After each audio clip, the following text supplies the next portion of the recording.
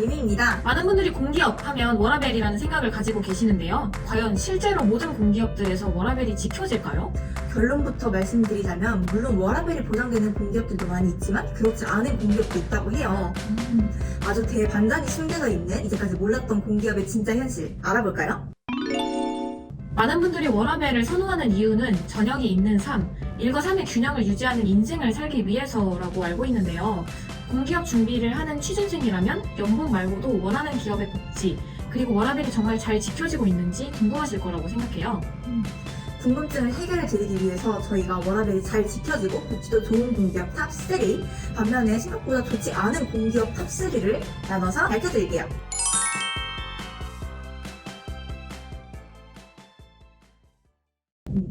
이 중에서 복지 포인트 지급액이 1위인 기관은 인천국제공항공사로 직원 1인당 약 180만원 가량이 지급됐다고 하네요. 180만 원이요? 거의 월급이라고 할 수도 있을 것 같아요. 진짜 갓국공.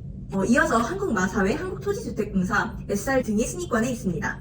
또 많은 분들이 아마 모르실 만한 내용인데 공기업 중에서도 유연근무제를 도입해서 진행 중인 곳이 있다는 사실 혹시 알고 계셨나요? 유연근무제는 대기업에서밖에 진행하는 거 아니었나요? 정말 요즘 스타트업이나 이런 핫한 기업에서만 진행하는 건 줄 알았는데 10명 중에 3명이 이용한다는 유연근무제에 대해서 지금부터 설명드릴게요. 유연근무제는 시차 출퇴근제, 집중근무제, 재택근무제, 원격근무제로 나뉩니다. 일 8시간 이상 근무 시 원하는 시간에 출퇴근이 가능한 시차 출퇴근제, 휴식, 회의 없이 본인이 원하는 업무에 집중할 수 있는 특정 시간대를 조정하는 집중근무제, 집에서 일하는 재택근무제, 사무실이 아닌 곳에서 근무하는 원격근무제 등이 있습니다. 그럼 지금부터 본격적으로 유연근무제를 실시하는 워라밸 좋은 공기업 탑3 알아볼까요? 첫 번째는 한국도로공사입니다. 한국도로공사는 출퇴근 시간을 일정 범위 내에서 선택할 수 있는 시차 출퇴근제, 주 40시간 범위 내에서 하루 근무 시간을 자유롭게 조정하는 근무시간 선택제 등을 통해서 불필요한 초과 근무 시간을 줄이기에 적극 나서고 있다고 하는데요. 또 직원들의 업무 몰입도를 높이기 위한 집중 근무 시간제도 운영하고 있습니다. 와, 엄청 많이 실시하고 있네요. 되게 효율적인 방안인 것 같아요.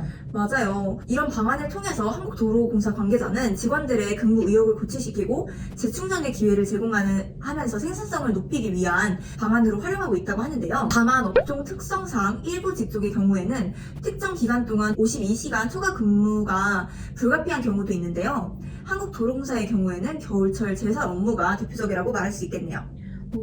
기업 특성에 따라서 조금 이런 부분은 감안해야 될 수도 있겠네요. 맞습니다. 뭔가 이런 혜택이 있지만 어쨌든 업무가 우선이라는 점 꼭 유념해주세요. 두 번째는 한국토지주택공사 LH인데요.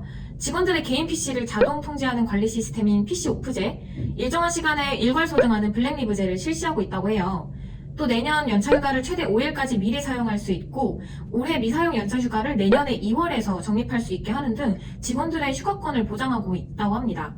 반면 업무 몰입도 제고를 위한 방안으로 하루 4시간 집중근무 시간제를 운영하고 있어서 이 시간에는 회의와 개인 용무 등을 지양해서 업무 몰입도를 극대화시키는 방안도 함께 하고 있다고 하네요. 이런 PC 오프제나 블랙 리브제는 정말 뉴스나 이런 데서만 봤는데 LH에서 시행하고 있는 전 정말 처음 알았어요. 네, 저는 특히 그 휴가권이 보장된다는 게 정말 부럽네요. 마지막 복지와 워라밸이 좋은 공기업 세 번째는 한국마사회입니다. 마사회는 연봉이 높은 공기업으로도 굉장히 유명하잖아요. 맞아요. 제가 꼭 들어가고 싶었던 공기업이었는데. 네. 그런데 이런 마사회가 유연근무제를 도입해 적극 시행하면서 복지까지도 좋다고 하는데 과연 어떤 복지가 있는지 알려드릴게요.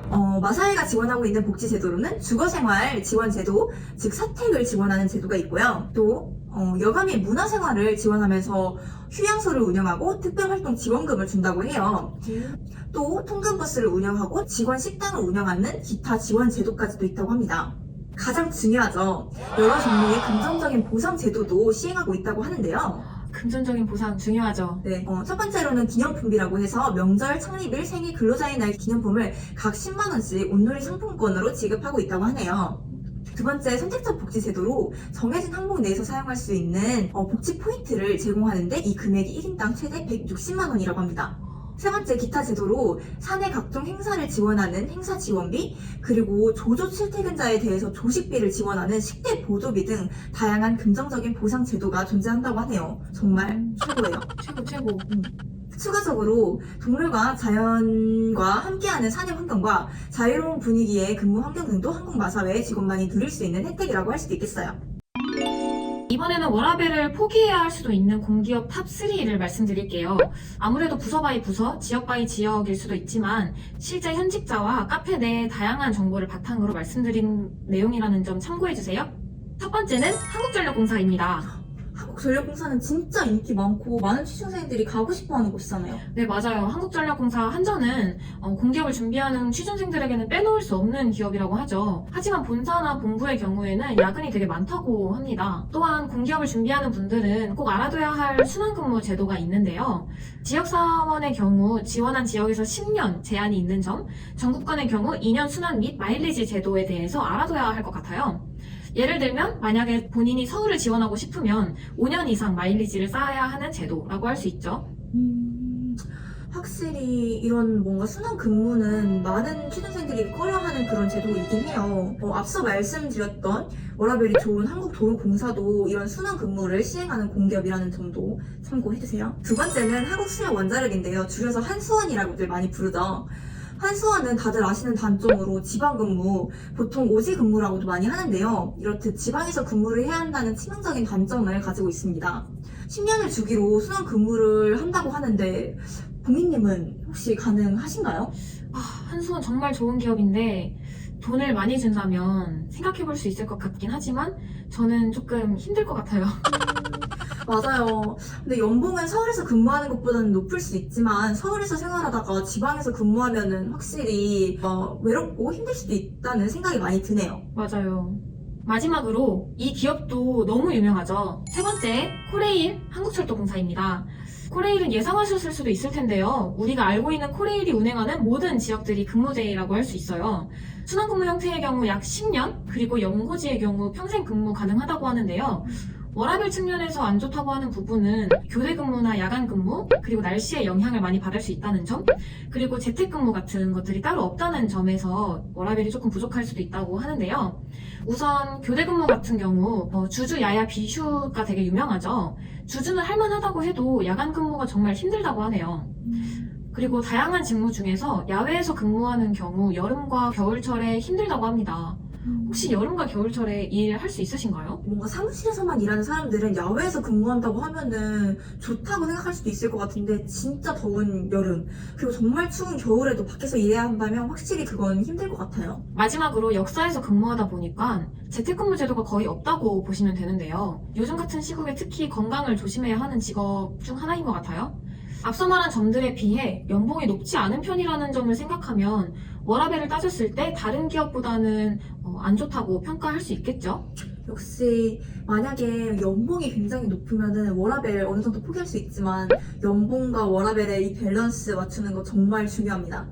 네, 저도 동의합니다. 이렇게 공기업 워라밸 순위를 알아봤는데요. 생각지도 못했던 기업들의 근무 환경이 좋은 경우도 있었고 오히려 취준생들이 정말 원하고 선호하는 기업들의 워라밸이 좋지 않은 경우도 있네요. 맞아요. 앞으로 취준생들이 관심 있는 기업을 공부를 하실 때 이런 워라밸의 측면도 함께 알아봐야 할 것 같아요. 그리고 앞으로 따꼼 기업에서 보고 싶은 공기업 콘텐츠가 있다면 댓글로 남겨주세요. 네, 저희 앞으로도 열심히 할 테니까 구독과 좋아요. 댓글, 알림 설정까지 부탁드려요. 안녕.